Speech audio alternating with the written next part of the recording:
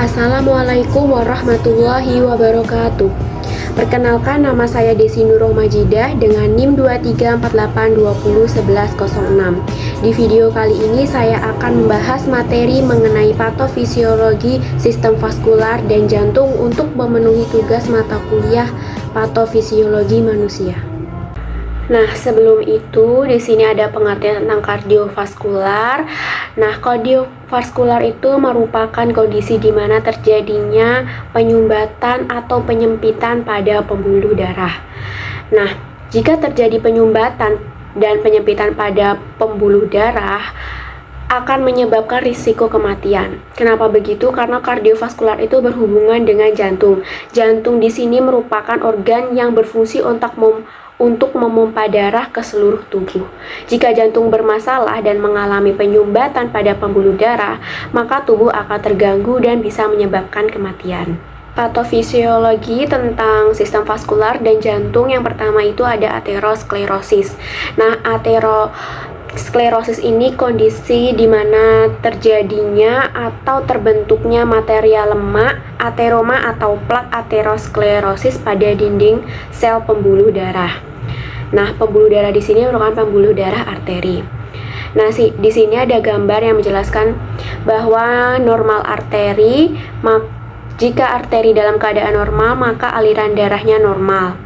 Dan di sini ada aterosklerosis stadium awal, yaitu di mana kondisinya aliran darahnya mulai menyempit, mengalami penyempitan. Dan ada late stage aterosklerosis, yaitu kondisi di mana aterosklerosis pada tahap akhir. Nah, terdapat plak aterosklerosis yang hampir mengelilingi dinding pembuluh darah arteri.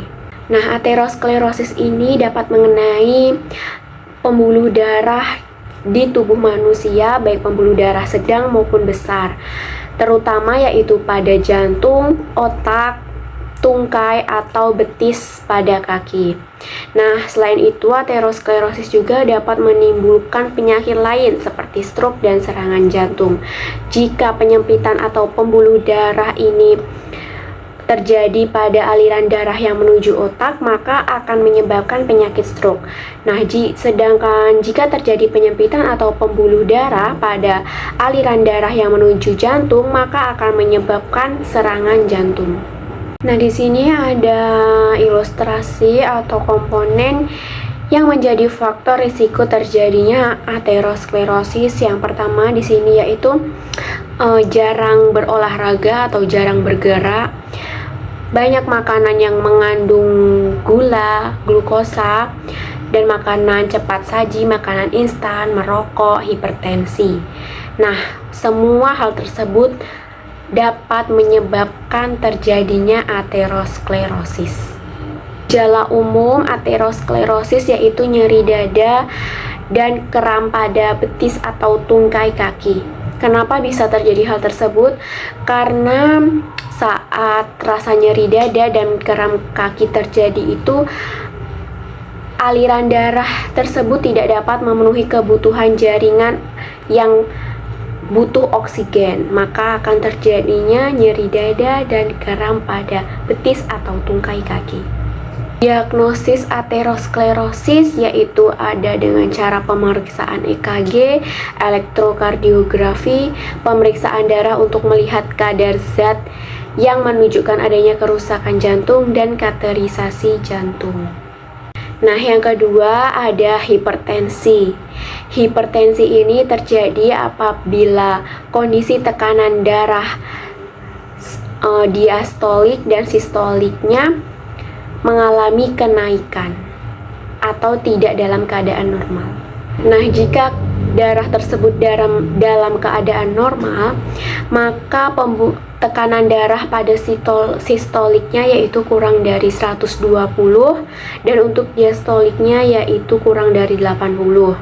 Untuk tekanan darah tinggi, sistoliknya yaitu 120 sampai 129, dan diastoliknya yaitu kurang dari 80. Nah, untuk high blood pressure atau hypertension stage 1, tekanan darah tinggi pada tahap 1, sistoliknya yaitu 130 sampai 139 dan untuk diastoliknya yaitu 80 sampai 89. Untuk hypertension stage 2, hipertensi tahap 2 yaitu untuk sistoliknya 140 atau lebih tinggi dari 140 dan diastoliknya itu mencapai 90 atau lebih tinggi dari 90. Untuk hipertensi krisis ini wajib konsultasi ke dokter. Untuk tekanan sistoliknya yaitu lebih tinggi dari 180 dan diastoliknya lebih tinggi dari 120. Nah, di sini merupakan mekanisme terjadinya patofisiologi hipertensi. Nah, di sini ada renin. Renin yang akan dihasilkan ini akan bertemu dengan angiotensinogen yang diproduksi oleh hepat atau liver.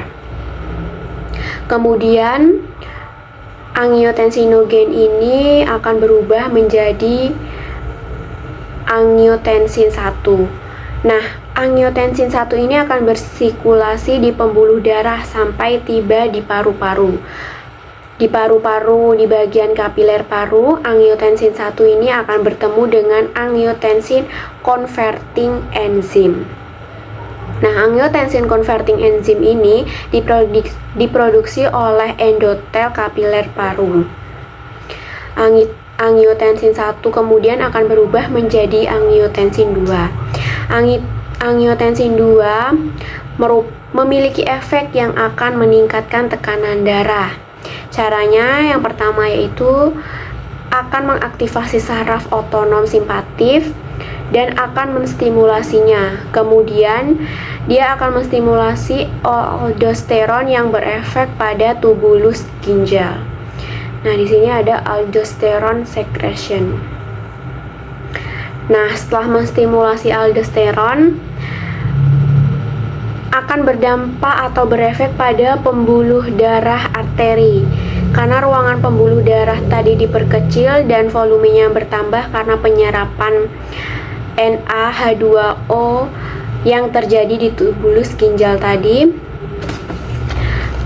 Maka tekanan di dalam ruang semakin besar dan berefek juga pada hipotalamus yang menstimulasi dan menghasilkan ADH sehingga menyebabkan tekanan darah tinggi atau hypertension. Faktor risiko yang menyebabkan terjadinya hipertensi yaitu faktor usia, genetika, kegemukan atau obesitas, merokok, banyak mengonsumsi garam, stres, dan alkohol. Untuk diagnosis hipertensi yaitu ada pemeriksaan retina mata, pemeriksaan foto rongsen dada dan elektrokardiografi atau EKG, ekokardiografi, rekam jantung, pemeriksaan laboratorium misalnya pemeriksaan terutama fungsi ginjal dan darah. Dan yang terakhir ada USG pada ginjal. Yang ketiga yaitu ada jantung koroner. Nah, jantung koroner tadi ini merupakan salah satu penyakit yang penyebabnya adalah terjadinya plak aterosklerosis. Ini ada gambar pembuluh arteri atau pembuluh darah arteri yang normal dan pembuluh darah arteri yang tidak normal. Untuk pembuluh darah arteri yang normal maka aliran darahnya juga normal. Untuk pembuluh darah arteri yang tidak normal itu aliran darahnya terganggu karena pembuluh darah tersebut mengalami penyempitan atau penyumbatan karena adanya plak aterosklerosis. Untuk gejala jantung koroner yaitu ada sesak napas, kelelahan, serangan jantung tiba-tiba, pusing, keringat dingin, jantung yang berdetak atau berdebar lebih kencang, mual, dan muntah. Diagnosis jantung koroner yaitu ada elektrokardiografi EKG yaitu dengan merekam aktivitas listrik jantung, ekokardiogram, yaitu dengan menggunakan gelombang suara untuk menghasilkan gambaran jantung, dan stress test. Jika tanda dan gejala paling sering terjadi menggunakan tes tersebut yaitu dalam keadaan berolahraga, maka bisa dilakukan dengan stress test.